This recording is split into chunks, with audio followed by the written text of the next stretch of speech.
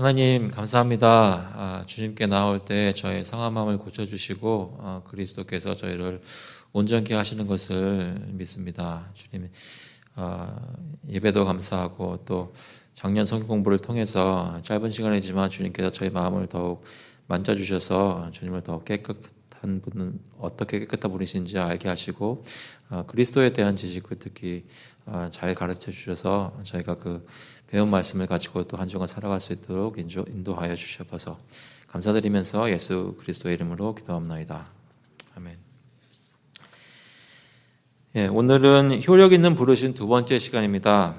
그래서 캐테키즘 그 소율의 문답이 31번인데요. 한번 다시 읽어보겠습니다. 제가 질문을 읽겠습니다. 답을 말씀해 주세요. 효력 있는 부르심이 무엇인가? 효력 있는 부르심은 하나님의 신이 하시는 일이니 우리의 죄와 비참을 깨닫게 하시고 또 우리의 마음을 밝혀 그리스도를 알게 하시고 우리의 의지를 새롭게 하시고 우리를 권하사 능히 복음 중에 값없이 주시는 예수 그리스도를 믿도록 하시는 것이다.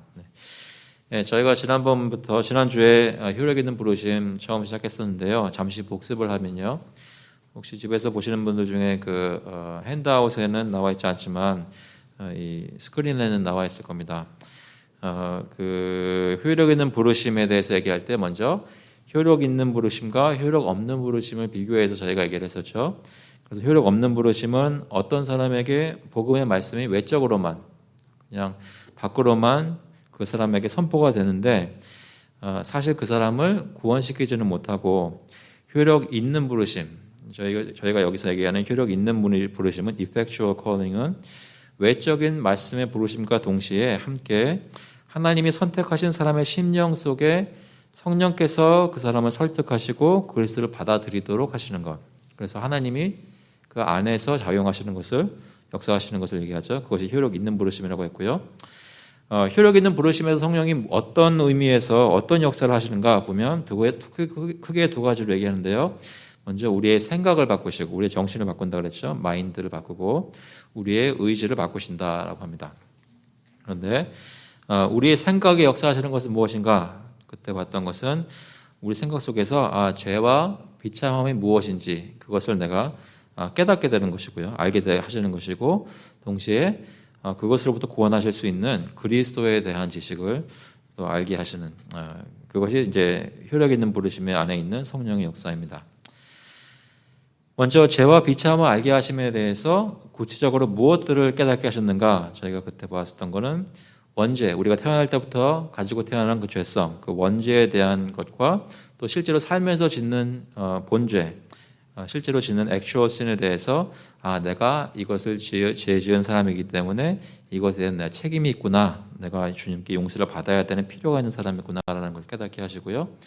그리고 그런 죄가 있는 사람들에게 하나님이 얼마나 진노하시는지 그리고 그에 따른 마땅한 형벌인 지옥이 얼마나 비참한 곳인지를 피부로 느낄 수 있을 정도로 그 두려운 마음을 주십니다. 그것이 성령께서 저에게 효력 있는 부르심 가운데 역사하시는 것이고요. 그러면서 저의 마음에 소위 말하는 양심의 가책을 주시죠. 양심을 이렇게 찌르시는 거죠. 그 때문에 그것을 깨닫게 되고 마음이 찔린 사람들이 그때 오순절 역사 때도 사람들이 부르짖었던 것처럼 구원의 방법에 대해서 어떻게 내가 구원받을 수 있는지 간절히 부르짖게 하시는 그런 역사가 있습니다. 죄와 비참함에 대해서 알게 하시는 거죠. 그리고 죄와 비참함을 알게 하시는 방법은 무엇을 쓰시는가? 그 율법이라는 하나님의 말씀을 통해서 하나님의 말씀에는 율법이 무엇을 요구하시는지 또 지키지 않았을 때 어떤 형벌이 있는지 그런 것들을 알게 하시면서 그 방법을 통해서 저희가 그것을 깨닫게 하십니다. 그러면 그 생각의 역사하시는 두 번째 부분이었던 그리스도에 대해서 알게 하시는 내용은 무엇들이었는가? 지난번에 마지막으로 나눴었는데요. 먼저 그리스도께서는 우리를 구원하시는 유일한 길이시고 우리를 구원하기에 예수님께서 충분하시고 우리를 구원하기를 예수님께서 원하시고 또 우리를 구원하는 일을 그분께서 자원하에 맡으셨고 또 신실하셔서 끝까지 우리를 구원하신다라는 내용들을 나눴습니다. 조금 지난번에 들었던 내용이 기억나면서 정리가 됐으면 좋겠는데요. 정리하지 않고 가면은 그냥 다 잊으실 것 같아서 안 그러실 수도 있겠지만 좀 정리를 하면서 가는 게 좋겠다는 생각이 듭니다. 그래서 오늘은 7번이니까요. 토론 질문 7번인데 우리 토마스 빈센트 목사님이 제시하는 7번 질문은 이렇습니다. 성령은 우리를 어떻게 그리스도에 대한 지식으로 깨우치시는가? Whereby does the Spirit enlighten us with the knowledge of Christ? 성령께서는 우리를 그리스도에 대한 지식으로 깨우쳐 주시는데, 그리스도에 대한 지식을 알게 하시는데 어떻게 하시는가? 먼저 복음 안에서 그리스도를 발견하게 한다고 하십니다. 그리고 그렇게 발견된 그리스도를 볼 수 있도록 우리의 눈을 열어주심으로 하십니다. 그러니까 그리스도에 대한 지식이 깨우쳐진다는 건 무엇인가? 내가 성경이 말하는 복음 안에서 그리스도가 여기 있구나, 여기서 그리스도를 얘기하는구나, 이렇게 깨닫게 하시는 것이죠. 그럴 것을 볼 수 있도록 우리의 눈을 열어주시는 것입니다. 사도행전 26장에 보시면 말씀이 이렇게 있는데요. 17절, 18절 같이 한번 읽어보겠습니다.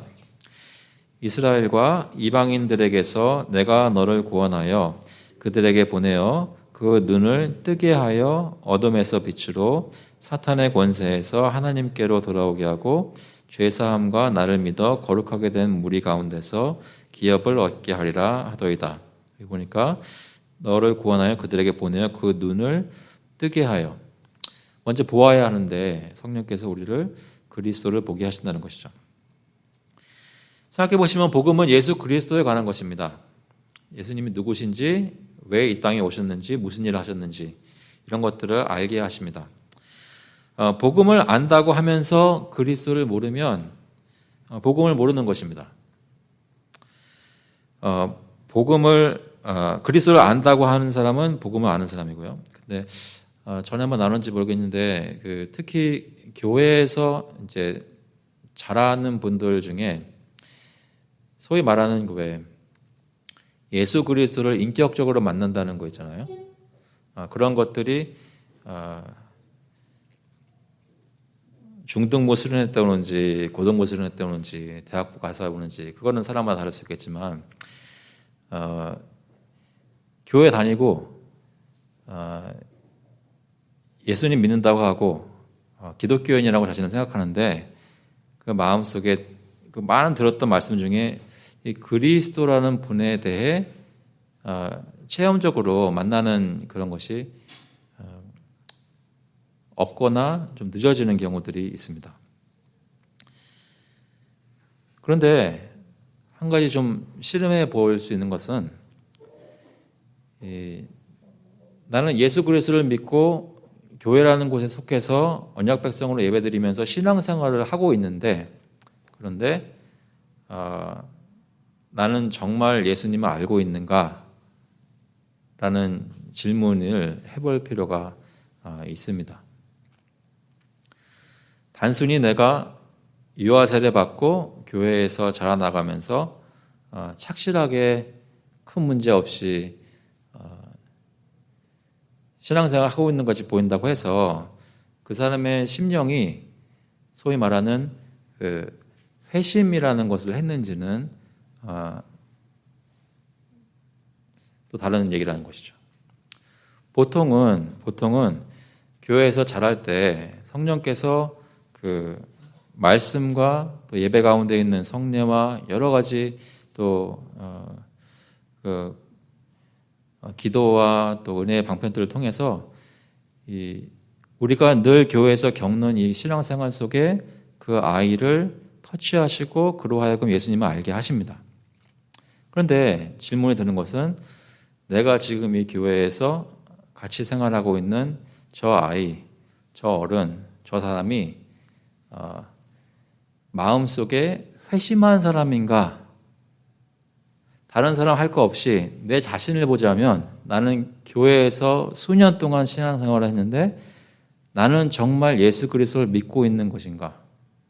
이런 질문들을 하실 필요가 있다는 것이죠. 최근 질문들을 해보셨나요? 여러분 자신 하는 게 좀 불편하지만 다른 사람들한테 해보는 건 더 불편할 수 있지만 한번 해보세요. 그러니까 가상적으로 한번 생각해 보는 겁니다. 저희가 오늘 예배 때 말씀 때도 얘기했지만 외형적인 것을 예배를 같이 드린다고 그 사람이 크리스천 되는 것은 아니잖아요. 물론 예배에 나와서 말씀을 들을 때 그 사람의 마음이 열리는 그런 성령의 역사가 통상적으로 많이 있는 것을 기대할 수 있지만 그건 모르는 거잖아요. 그죠? 그러면 어떻게 우리가 나는 크리스천입니다라고 얘기를 할 수 있겠느냐 말이죠. 무엇을 근거로?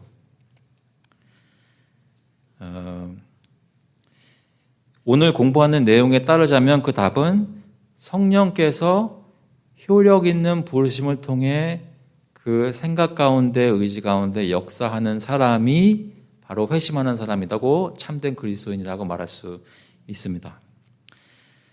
그래서 하나님의 입장에서 보자면 하나님은 분명하게 알고 계세요. 누가 자기 백성인지.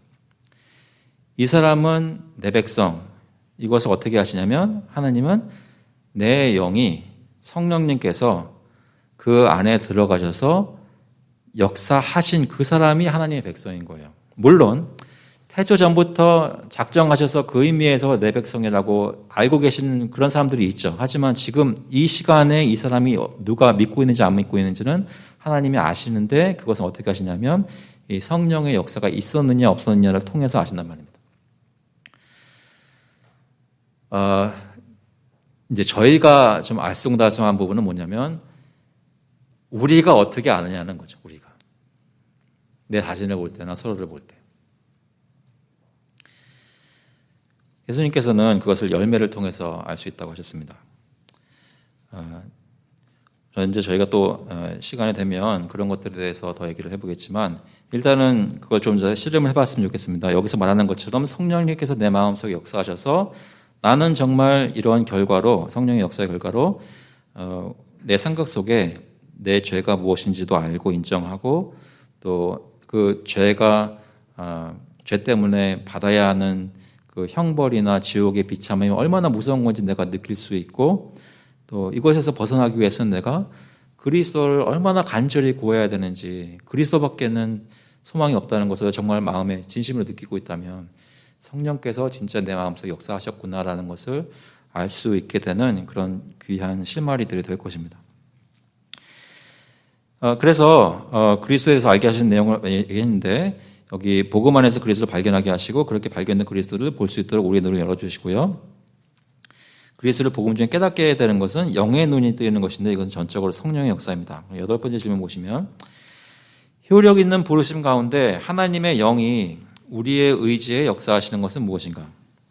그래서 지금까지는 성령께서 그 생각 가운데 마인드를 깨우치시는 그런 것이 있었다면 그러면 우리 생각뿐만 아니라 우리의 의지에 대해서 역사하시는 것은 무엇인가?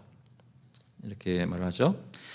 하나님의 영이 효력 있는 부르심 가운데 우리의 의지들에 역사하시는 것은 그것들을 새롭게 하십니다 합니다. 새롭게 하십니다.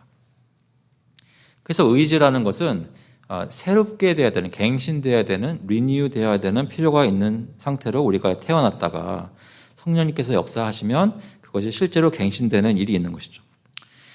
우리는 죄 가운데서 영적으로 죽어서 태어났습니다. 그 말은 내가 죽은 것이 아니라 살아있고 영도 있어요. 있는데 그 영의 의지가 하나님이 원하시는 것을 전혀 하길 원하지 않았다는 말입니다. 내가 원하는 것이 하나님이 원하는 것이 아닌 그런 성향과 자세를 가지고 그런 방향성을 가지고 태어난 거예요. 그래서 그 의지는 하나님의 일을 하는 것에 대해 죽어 있습니다.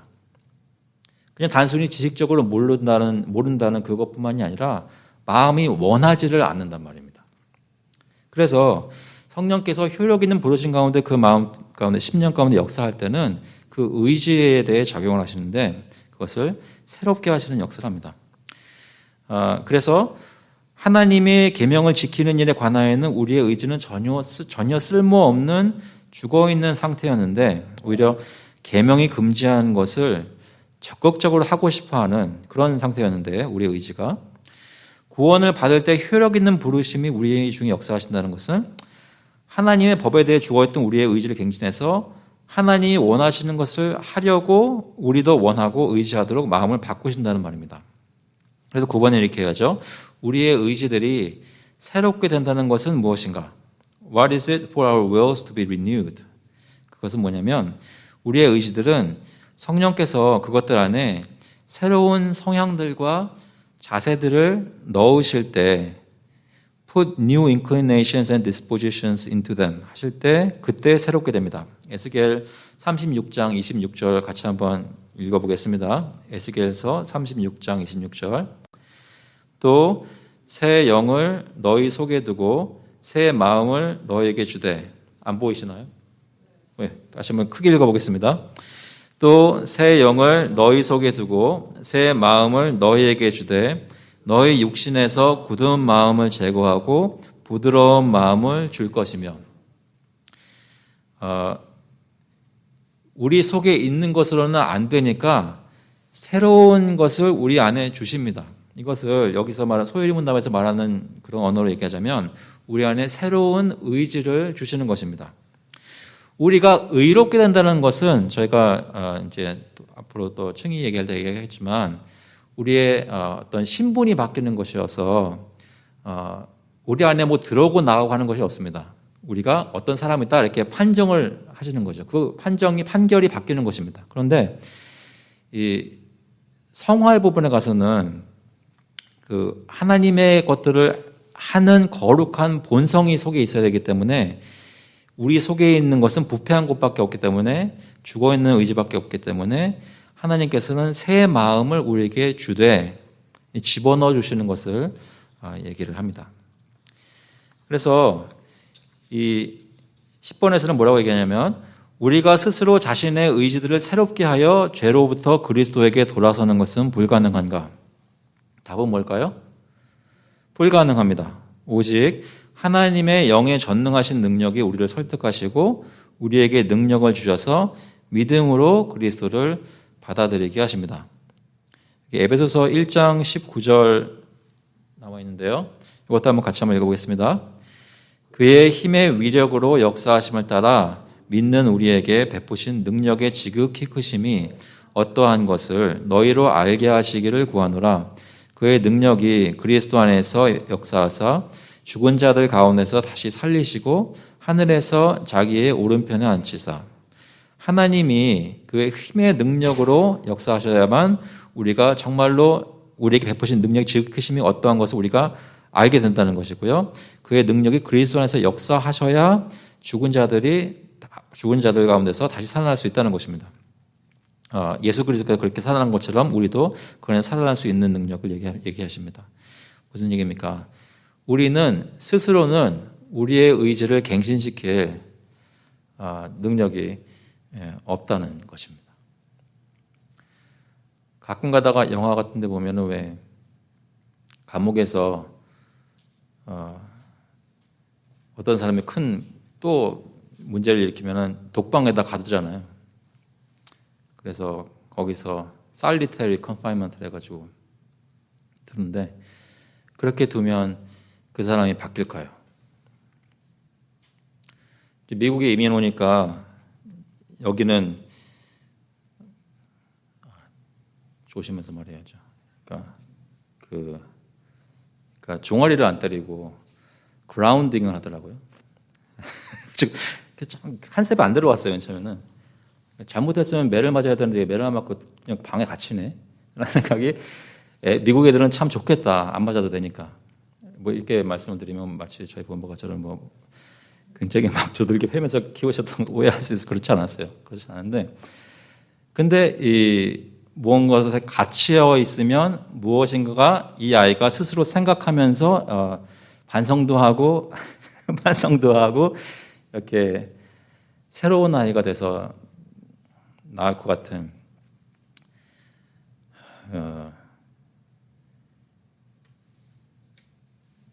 착각 속에 있단 말이죠.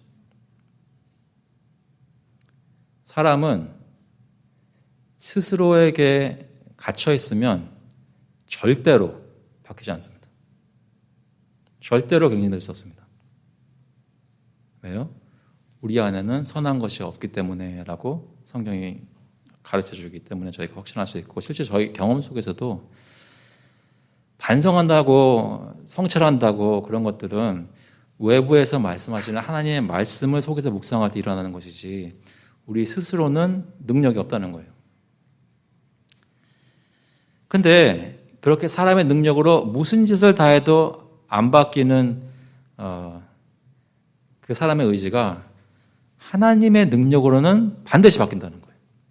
주님께서는 죽어있는 의지를, 하나님의 것에 대해서 하기 싫어하는 그 의지를 언제 그랬냐는 듯이 이제는 하나님의 일을 하기 좋아하는 사람들을 만들어준다는 겁니다. 성령께서. 어떻게 해요? 그 안에 하나님의 것을 원하는 성향과 의지의 자세들을 넣어주십니다.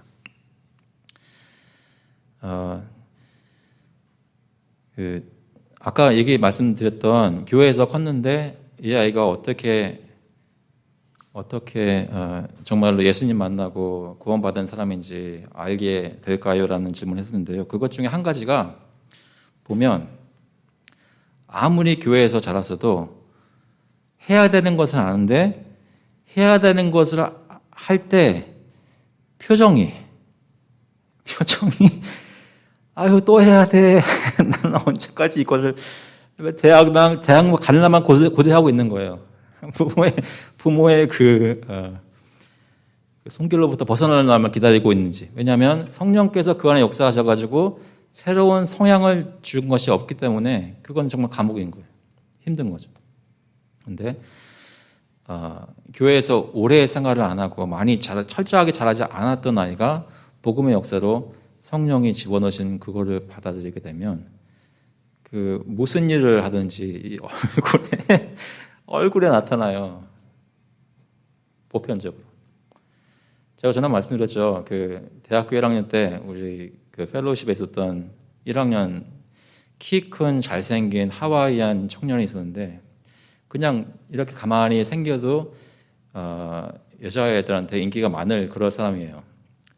근데 그 애가 그 사람이 얼마나 좋은 사람이었는지를 이렇게 겉에만 가면 좋은 게 뭐냐면 늘 웃고 있고 도와주려고 하고 정말 자기가 원해서 이런 섬기는 게 보여요. 왜 그러냐면 예수 믿은 지 얼마 안 됐거든요. 예수 믿은 지 얼마 안 돼가지고 그 사람의 성향이 180도 바뀐 게 너무 확연하게 드러나는 거예요. 성령은 그 속에 예수 믿게 된 사람 속에 주님의 일을 하려고 하는 그 성향을 집어넣어 주십니다. 그게 이제 오늘 내용인데요. 거기서 끝내기에는 너무나 짧은 것 같아서 여기 조금 더 제가 준비를 했습니다. 뭐냐면 이거는 이제 스크린에 따로 없는 건데요. 그냥 말씀 들어보세요. 저희가 효력 있는 부르심이라고 생각을 할 때 이것은 성령의 역사잖아요. 100%. 효력 있는 부르심의 역사의 대상은 죄인인 인간입니다. 예수님을 전혀 모르는 사람이에요. 구원을 받지 않은 사람입니다. 아직. 그래서 성령의 그 효력 있는 부르심의 역사가 있을 때 사람이 그 역사에 컨트리뷰션 하는 것은 조금도 없어요. 전적으로 하나님께서만 하시는 일입니다.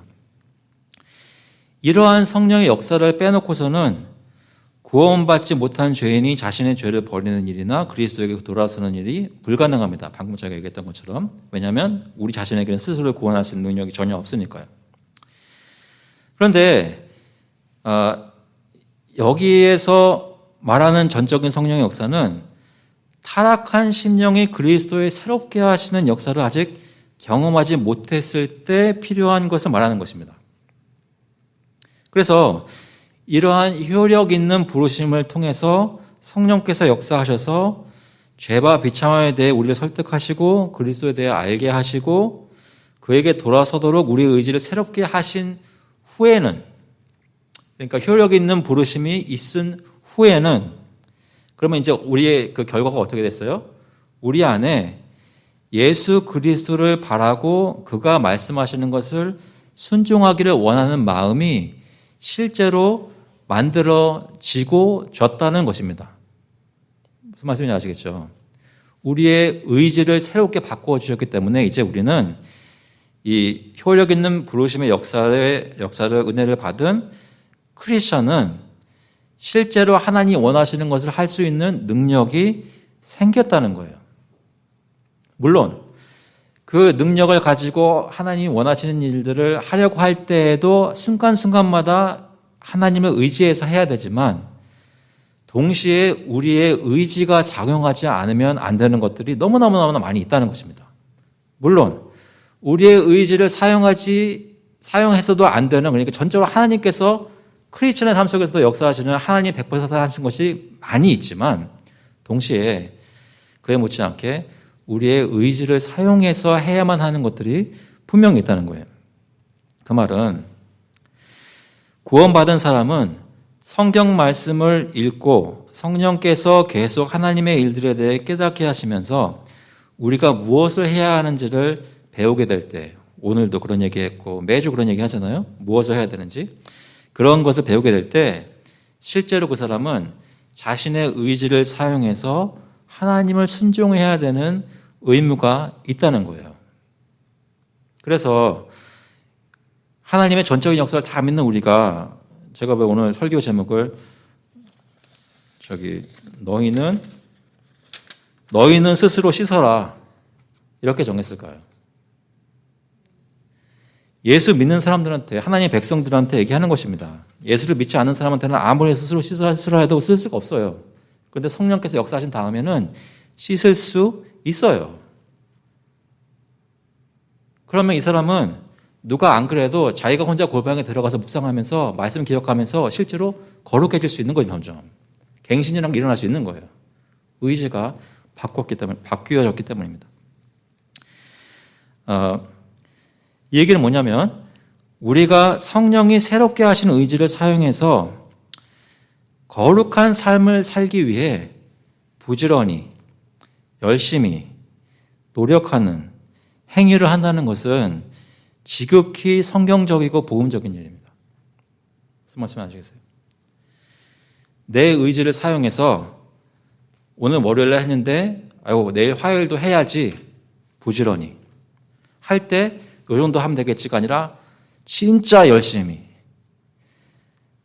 내 노력을 집어넣어서 해야지라는 그런 마인드를 가지고 행위를 한다는 것은 복음이 요구하는 일이란 말입니다. 왜요? 성령께서 우리의 의지를 바꿔주셨기 때문에 그 의지를 사용하지 않는 것은 죄예요. 그래서 이렇게 한번 생각해 보세요.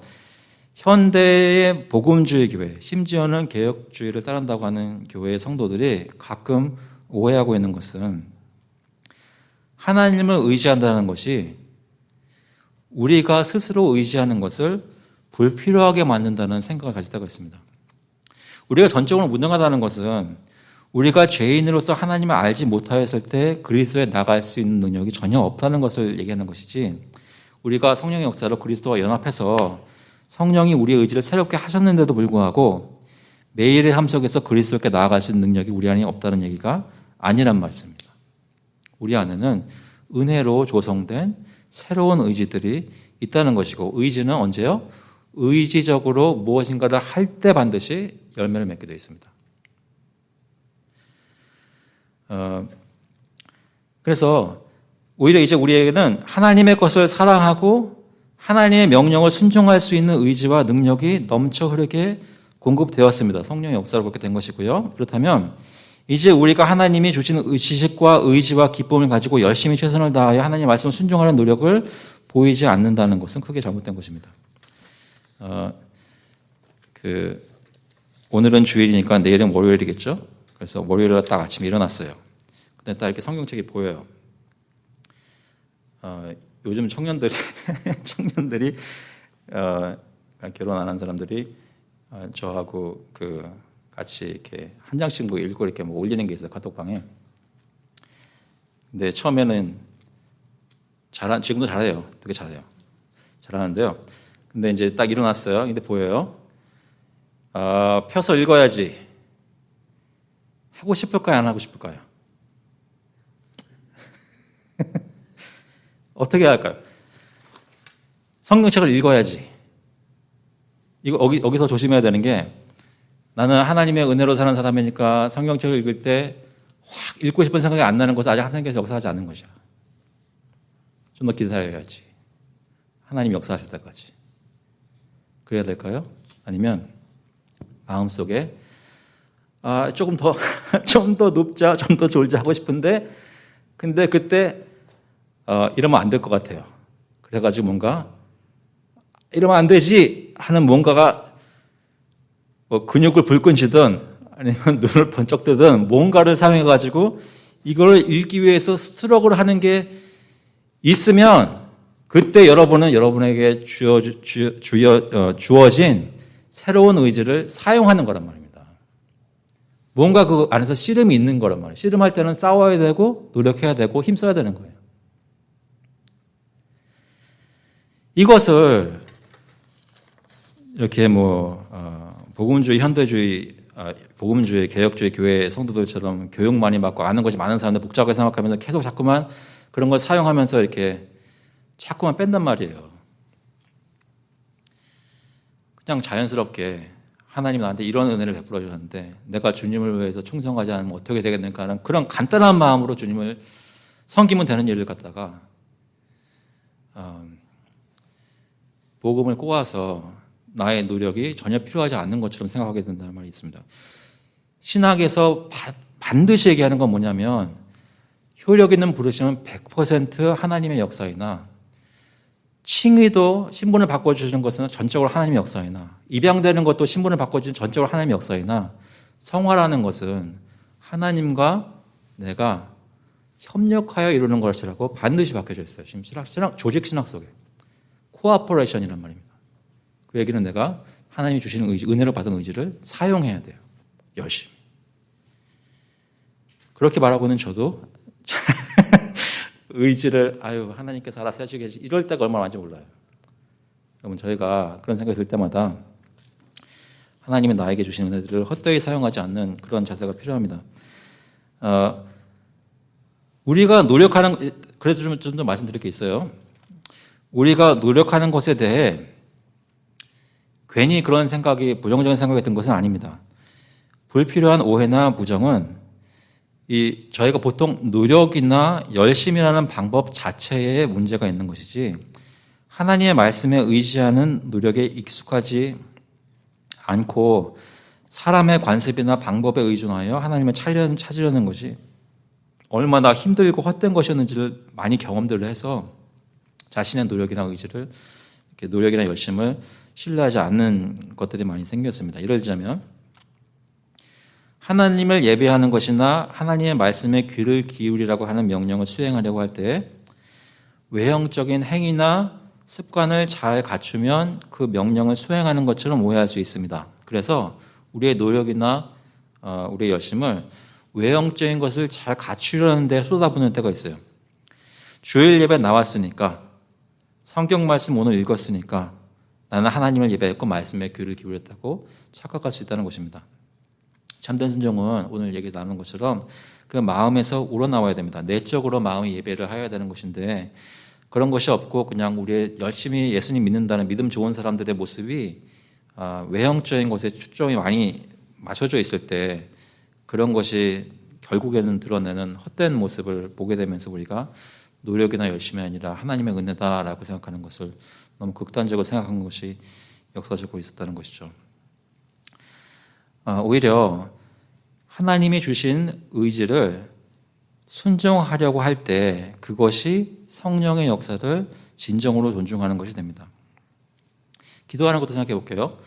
늘 기도하라는 것을 그 명령을 순종하려고 할 때 내가 하루에 몇 시간 기도했는지 내가 골방에서 기도했는지 예배당에서 기도했는지 내가 어떤 교회에 어떤 기도 모임들이 많이 있는지 이런 외형적인 것에 우리의 초점이 맞추어지면 아무리 기도를 해도 자기의 의를 나타내는 행위가 되는 경우가 많습니다. 하지만 성령께서 주신 갈망하는 마음으로 주님께 간절히 아뢰기는 원하는 의지를 사용해서 주님께 항상 기도로 나오려고 하는 그런 진심과 노력이 있다면 그것은 성령의 역사를 존중하는 일이란 말이죠. 이해되시나요? 그래서 저희 교회 뿐만 아니라 물론 모든 사람들이 이해되겠지만 우리 교회에 계시는 성도님들은 이 하나님의 은혜와 내가 노력하는 것에 대해 어떤 상반된 것이나 상충되는 것으로 오해하시지 않으셨으면 좋겠습니다. 하나님이 허락하시는 만큼 우리가 노력하는 것이지만 우리가 마음 자세는 늘 하나님께서 이런 은혜를 베푸셨는데 내가 주님을 이렇게 섬기지 않을 수 있으랴 하는 마음으로 간절히 노력하는 것이 필요하다는 것이죠. 그래서 다시 한번 31번 효력 있는 부르심이 무엇인가 답을 한번 읽어보겠습니다. 효력 있는 부르심이 무엇입니까?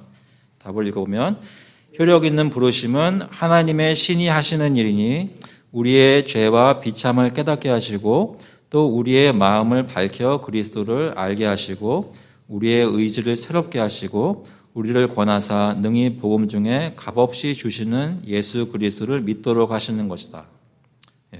그래서 성령의 역사를 저희가 말씀을 통해 잘 깨닫고 그에 감사할 수 있는 또 그에 따라 행동하고 의지할 수 있는 하루가 될 수 있기를 일주일이 될 수 있기를 간절히 축원합니다. 같이 한번 기도하시겠습니다. 하나님 아버지 감사합니다. 오늘 또 시간 주셔서 짧은 시간이지만 주님 성령의 역사 중에 특별히 효력 있는 부르심에 대해서 더 생각을 해보았습니다. 주님 저희 마음속에 순전한 마음을 믿음을 주시고 또 정말 간절한 마음으로 주님을 찾을 때 우리가 어떻게 살아야 하는지 어떻게 믿어야 되고 어떻게 기도해야 되고 어떻게 예배해야 되는지 한 가지 한 가지 가르쳐 주셔서 주님이 배우게 하신 것들을 그냥 지나쳐 버리는 것이 아니라 순종하여서 정말 따라가서 주님이 약속하신 그러한 수많은 복들을 맛보고 경험하는 또 한 시간 될 수 있도록 주님 인도하여 주셔서 오늘 시간을 감사드렸고 예수 그리스도의 이름으로 기도합나이다. 아멘. 감사합니다. 다음 주에 뵐게요.